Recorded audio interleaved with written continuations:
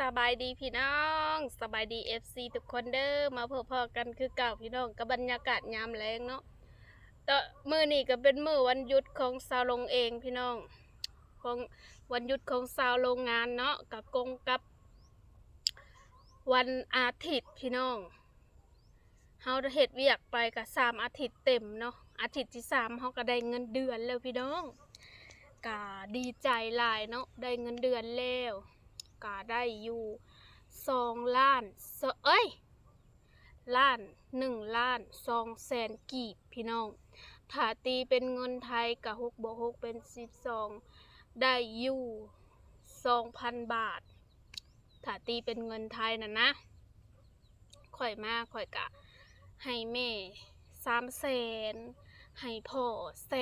100,000ที่เหลือข่อยก็คิดว่าเอาไว้ซื้ออยู่ซื้อกินพี่น้องแต่แล้ว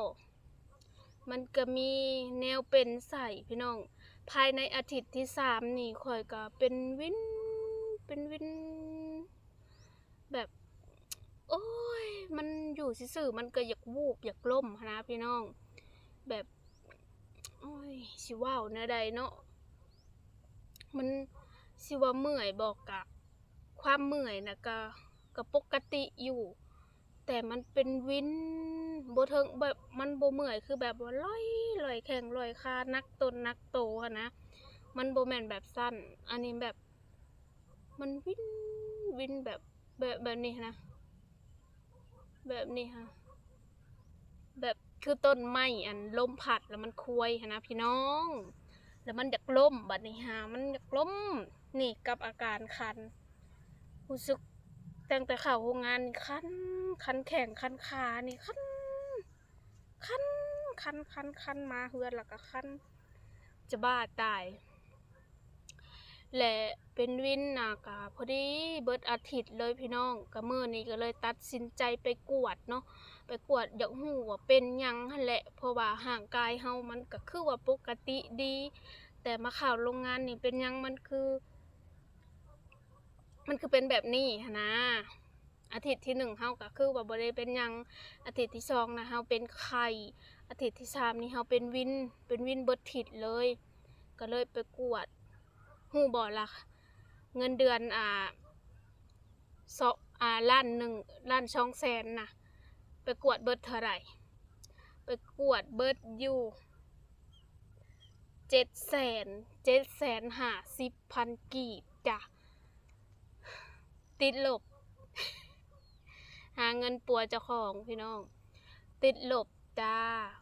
เพิ่นก็แบบข่อยนะมันปกติมันบ่เห็นเส้นอยู่แล้วนะบ่เห็นเส้นเพิ่นก็ข้อยก็บอกเพิ่นมันหายากแบบเคยเจาะแล้วเขาพยาบาลนะเขาเอาเข็มดุ้นหาเส้นข่อยนะแล้วข่อยเจ็บข่อยว่าถ้าบ่เห็นเส้นข่อยก็เอาในข้อมือข่อยนี่เด้ข่อยก็ว่าสิก็เลยได้ไปเนี่ยข้อหนึ่งสิมาซักยาก็ซักใส่เส้นก็บ่เห็นเส้นก็มาซักอยู่นี่อีกป้าพี่น้อง750,000ข่อยน่ะติดลบมาข่อยก็ยังบ่เซาดอกเขาก็จัดเพิ่นว่าเพิ่นก็ตรวจเลือดแล้วก็อีหยังอีกแบบตรวจหาเบาหวานบ่ความดันตั้งทรงอีหยังนี่แหละเพิ่นวัดความดันให้อยู่ความดันอยากหลุดเพิ่นว่าความดันอยากหลุดแหละกวดเลือดก็เบาหวานก็บ่เห็นแล้วก็เลือดก็บ่ได้จางเพิ่นก็เลยจัดยามาให้กินเนาะก็ฉีดยาเข้าไปเข็ม1ในนี่ก็เอาอยู่750,000ติดลบข่อยนะข่อยไปเวียกข่อยก็สิกินแกบก็เพิ่นบอกเพิ่นจัดยามาให้กินน่ะให้กินภายใน3มื้อเนาะ3มื้อนี่เช้าเที่ยงแลงหลังอาหารถ้าบ่เช้าแล้วให้ไปโรงหมอใหญ่ไปเอ็กซเรย์สมองเพราะว่าเพิ่นกวดมันบ่เห็นหยังเด้ในเลือดเพิ่นให้ไปเอ็กซเรย์สมองเพราะว่าข่อยนะเคยใส่เลือดข่อยขาดเลือดแต่ก่อนเนาะเคยใส่เลือดแล้วให้ไปเอ็กซเรย์สมองถ้ากินยาบ่เช้านะและมันก็เฮ็ดให้อุกใจตอนนี้ค่ะข่อยอุกใจแบบ แบบว่าข่อยไปหาเงินอยากใส่อยากซอยแต่คือเป็นยังข่อยต้องมาเป็นใส่แบบนี้นะแลเงินเดือนเฮาก็ส่ำนี้คิดไปแล้วมันท้อๆเลยพี่น้องเพราะว่ายังสิไปหาเงินซื้ออยู่ซื้อกินอยากได้ยังก็ซื้อเอาความคิดนะปัดไปหาเงินผัดมาป่วยมาโซใส่หนนะแบบข่อยนอนอยู่ซื่อๆข่อยเลี้ยงงัวข่อยบ่ได้เป็นหยังนะหรือว่าห่างกายข่อยนี้มันเมื่อยมาแต่ใดบ่แหละมันเมื่อยมาแต่ใดมันเมื่อยสะสมแหละมันมาเป็นเอาตอนอายุเฮาหลายขึ้นและห่างกายเฮามันตอนมันอ่อนแอนี่บ่คิดแล้วก็เมื่อยแล้วพี่น้องเลย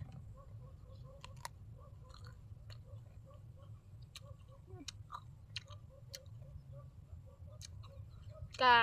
ขอบคุณขอบใจ FC หมดทุกคนเด้อที่เป็นห่วง ซีหมดทุกคนเด้อที่เป็นห่วง ขอโทษขออภัยน้ำตาแตะ นี่บ่ ให้ก็น้อยใจโศกชะตา เมื่อก่อนก็บ่ได้เป็นแบบนี้หรอกพี่น้อง ก็ คิดว่า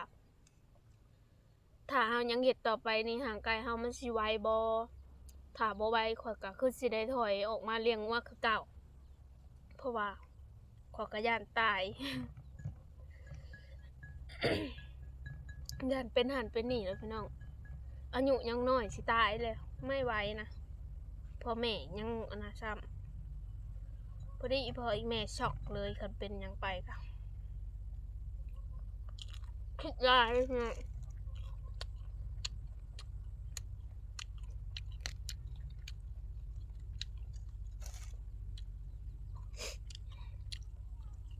ถ้าเบ็ดหนาสิไปเฮ็ดเวียกคิดอุกใจ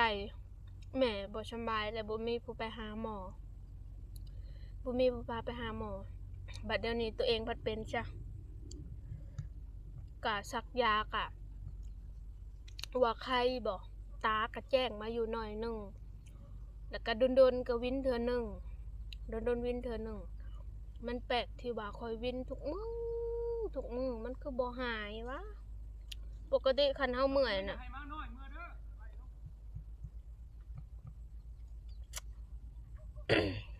คันว่าเฮาเมื่อยหั้นนะเฮานอนพักผ่อนเฮาตื่นมามันก็น่าจะไข้มันน่าจะโอเคหั้นนะพี่น้องแต่นี่เฮานอนพักผ่อนตื่นมาก็คือเก่า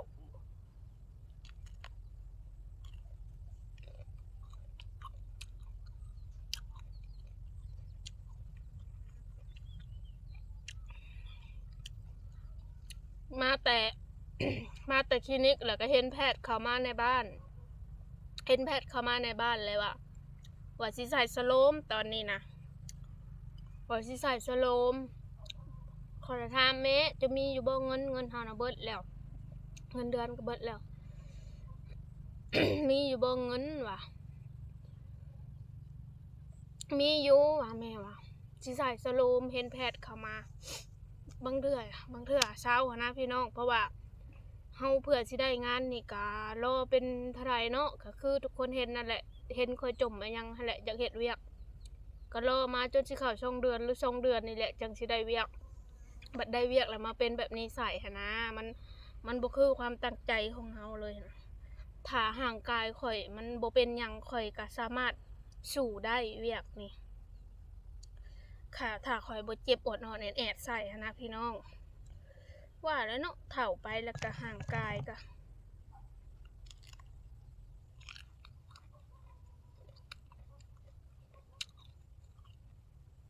ตอนนี้ก็บ่มีเงินดอก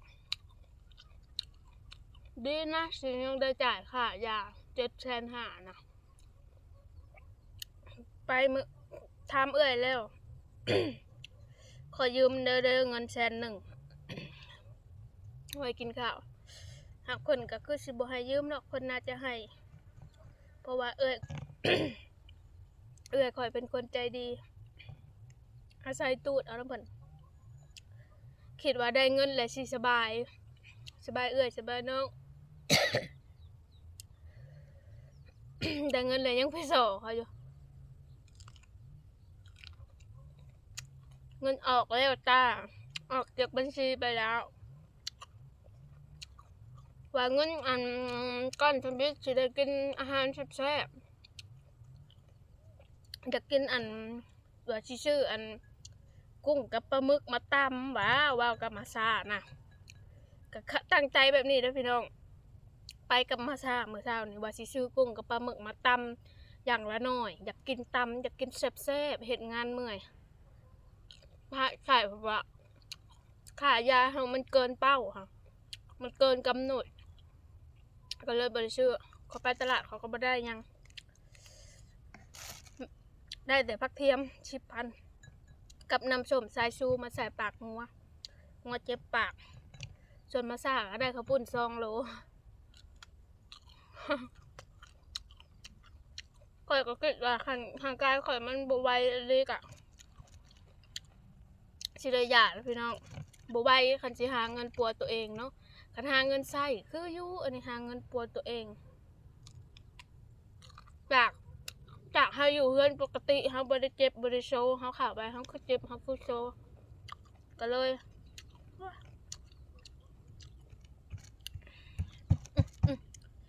กินข้าวกินน้ำก็กินได้ปกติกินหลายแซ่บแต่ผัดคำว่าบุกินข้าวบุกินน้ำก็อยู่จังเป็นวินเดินถือของ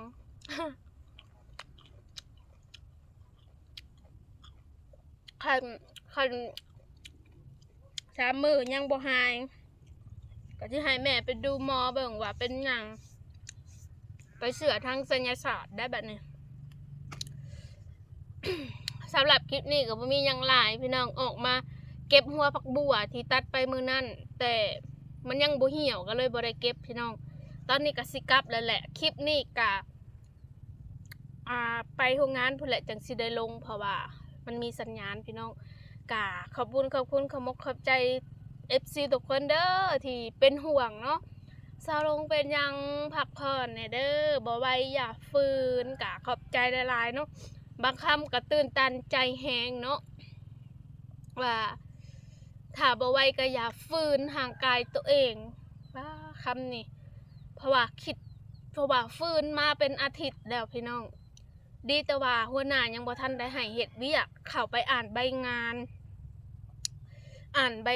ทำความเข้าใจกับใบงานที่เวียกเขาจะเฮ็ดได้พี่น้องแต่อาทิตย์นี้เข้าไปมื้ออื่นนี่มื้ออื่นมื้อฮื้อนี่เขาสิให้ข่อยเฮ็ดเวียกเขาสิให้ข่อยลงจุดแต่ข่อยยังบ่เฮ็ดเวียกเขาก็ยืนนะพี่น้องยืนหมดมื้อเบิดเว้นเบิดมื้อเบิดเว้นก็เมื่อยอยู่แต่ถ้าห่างกายเฮามันบ่เป็นหยังเฮาก็สู้ไหวแต่นี่มันเป็นนั่นเป็นนี่เฮาก็สู้บ่ไหว